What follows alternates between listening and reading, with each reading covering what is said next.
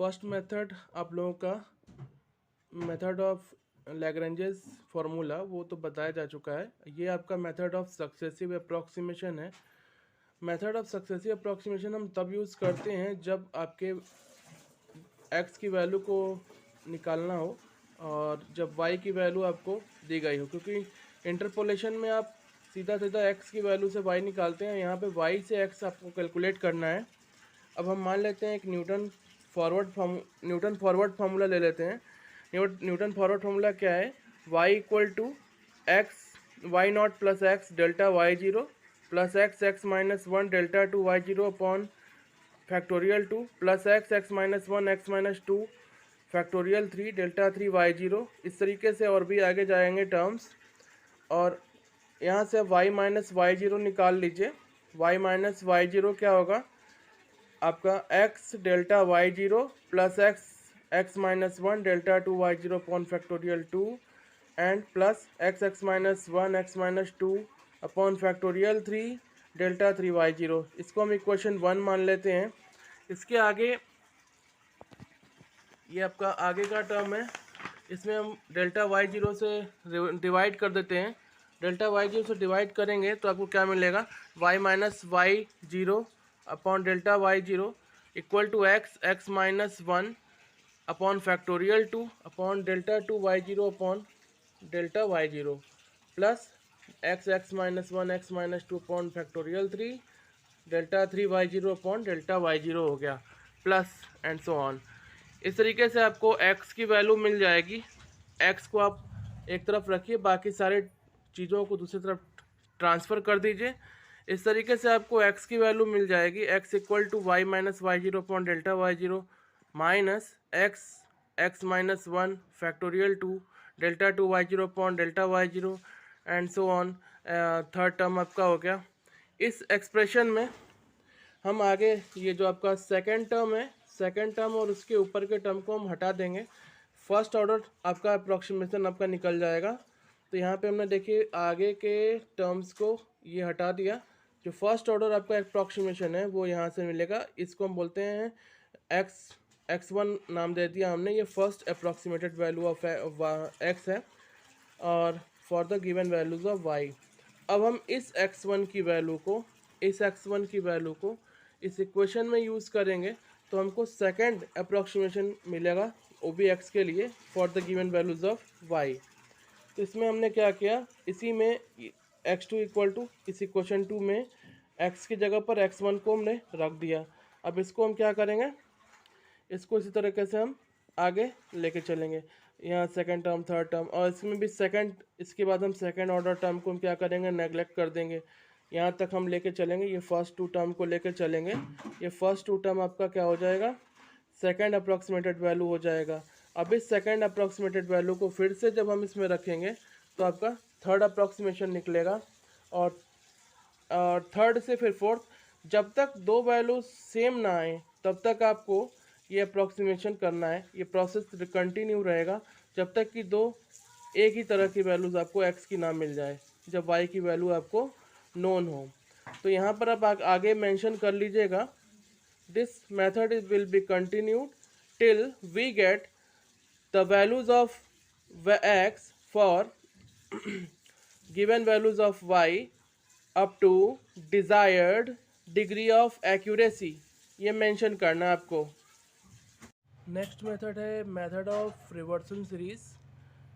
इस मेथड को हम इस्तेमाल करते हैं इसलिए कि मान लीजिए इसमें ऑब्जर्वेशन को जब हम एक्सप्रेस कर सकते हैं एक पावर सीरीज के रूप में, वाई नॉट को हम ये एक पावर एक सीरीज़ है इक्वेशन जो कि x का है विद कांस्टेंट्स और ये x के पावर से इंक्रीजिंग ऑर्डर, तो ये पावर सीरीज कहलाता है। ओमेगा क्या है, y minus A zero upon A one. यहाँ भी एक सब्सटीट्यूशन करेंगे, y इक्वल ओमेगा को लिख लिया हमने y minus A not upon A one. और मान लेते हैं कि ये सीरीज आपका कन्वर्जेंट है और इस तरीके से है कि x को हम एक्सप्रेस कर सकते हैं एक दूसरे पावर सीरीज के रूप में ओमेगा के फॉर्म में। तो x को हमने लिखा दूसरे पावर सीरीज के फॉर्म में, इससे कनेक्ट करके x equal to C one omega plus C two omega square plus C three omega की एक दूसरी पावर सीरीज हो गई x की ओमेगा के टर्म्स में। नाउ फ्रॉम फर्स्ट इक्वेशन आपका ये है, इस इक्वेशन से क्या होगा, ओमेगा इक्वल टू आपका है y minus A zero upon A one equal to, इसको हम यहाँ से इसकी वैल्यू निकाल लेते हैं। ओके, अब इसके बाद putting this value omega in equation number 2, अब ओमेगा को जब हमने निकाल लिया, ये आपका ओमेगा आ रहा है, इसको हम इस इक्वेशन में रखते चले जाएंगे, यहाँ पर यहाँ पर यहाँ पर रखते चले जाएंगे, तो आपको क्या मिलेगा, x equal to C one omega, ये ओमेगा हो गया, प्लस C2 ओमेगा स्क्वायर हो गया, एंड प्लस C3 ओमेगा के पावर 3 हो गया। इस तरीके से ये टर्म्स बन जाएंगे। x इक्वल टू हमने लिखा C1 इतना प्लस ओमेगा स्क्वायर, इस तरीके से हम ये टर्म, इसको फिर हमको क्या करना है, ये आपको पावर के हिसाब से इसको एडजस्ट करना पड़ेगा। जैसे पहले सिंगल पावर x का हो गया, फिर एक्स स्क्वायर का टर्म हो गया, एक्स स्क्वायर का टर्म एक यहाँ आ रहा है और इसमें एक यहाँ पे आ रहा है, जब यहाँ पावर 2 किया हुआ है यहाँ पे एक्स स्क्वायर आएगा, एक्स स्क्वायर के साथ C2 होगा और एक क्रॉस प्रोडक्ट टर्म होगा, उसमें आपको एक्स स्क्वायर मिलेगा। और यहाँ से देखिए यहाँ पे भी आपको थर्ड टर्म जहाँ से भी आपको एक्स स्क्वायर मिल रहा है उनको कलेक्ट करिए, इनके साथ लिख लीजिए। फिर एक्स की पावर 3 का टर्म एक यहाँ से मिलेगा, इसका जो इन दोनों का क्रॉस मल्टीप्लिकेशन का टर्म होगा वहाँ से आपको एक्स की पावर 3 का टर्म मिलेगा, उनको कलेक्ट कर लेते हैं। ठीक है, अब इनको हम क्या करेंगे, कंपेयर कर दिए दोनों साइड में एक्स के पावर को, तो C1 की वैल्यू आपको क्या मिलेगी 0, C2 की value minus A2 upon A1, C3 की value minus A3 upon A1 plus 2A2 upon A1। इसी तरीके से हमको C4 C5 आगे भी वैल्यूज़ मिलती जाएंगी, इन वैल्यूज़ का इस्तेमाल करेंगे और इन वैल्यूज़ की मदद से हम क्या करेंगे, C1 C2 C3 C4 इन और ओमेगा की वैल्यू को इक्वेशन 2 में रख देंगे। इक्वेशन 2 आपका, ये आपका इक्वेशन 2 यहाँ पे है, ये आपका इक्वेशन 2 है, x equal to A2 upon A1 x square A3 upon A1 x की पावर 3। इस इक्वेशन में हम C1 C2 और ओमेगा की वैल्यू को रख देंगे और y की वैल्यूज़ आपको दी होनी चाहिए, क्योंकि हम लोग इन्वर्स इंटरपोलेशन कर रहे हैं, तो y की वैल्यू से x निकालेंगे। अब मान के चलते हैं कि न्यूटन फॉरवर्ड फार्मूला हमने ले लिया, अब इसी से हम इसको डिराइव करेंगे, इससे हम इस पर हम रिवर्सन सीरीज लगाएंगे। ओके, तो यहाँ से y माइनस वाई जीरो, ये अपने न्यूटन फॉरवर्ड फार्मूला लिखा है, और y नॉट प्लस इतना, ये न्यूटन फॉरवर्ड फार्मूला हो गया। अब हम इसको हम क्या करेंगे कि ये भी एक पावर सीरीज में इसको हम रिप्रेजेंट कर सकते हैं, इसको हमने एक पावर सीरीज में लिख दिया, y को x के पावर सीरीज में लिख दिया, और इस इक्वेशन को हम सिंप्लीफाई करते हैं एक्स स्क्वायर के और x की पावर 3 के टर्म में सिंप्लीफाई करते हैं, और इसको 2a के साथ क्या करेंगे, कंपेयर करेंगे। इसको आप सिंप्लीफाई कर लीजिए और कंपेयर कर दीजिए, तो a नॉट की वैल्यू आपको आएगी y नॉट के बराबर, a1 की वैल्यू ये आएगी, और a2 की वैल्यू ये है, आपकी a4 की वैल्यू ये है। तो प्रोसेस वही लगाना है, आपको रिवर्सल सीरीज़ का फॉर्मूला लगाना है यहाँ पे, और इसी फॉर्मूले को लगा करके इससे आपको यहाँ से वापस से देखिए, ये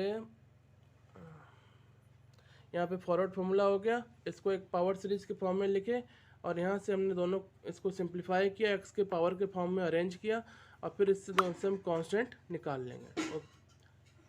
अब जब ये कांस्टेंट निकल गया तो इसकी मदद से हम क्या करेंगे, A0 A1 A2 A3 और C1 C2 C3 C4 की वैल्यू हमको मिल जाएगी, तो हम यहाँ पर इसको रख सकते हैं। ये आपका पावर सीरीज है, यहाँ पर हम आपको इसमें ये आपको इक्वेशन हो गया, और जो हमने भी रिवर्सल सीरीज में फॉर्मूला लगाया था ये कि पावर सीरीज के फॉर्म में आप लिख सकते हैं इस तरीके से, C1 और ये ओमेगा, ये इसी की वैल्यू को हमको निकालना है, इसी, और इसके बाद ये आपका कंप्लीट हो जाएगा रिवर्सल सीरीज। नेक्स्ट हम अगले क्लास में।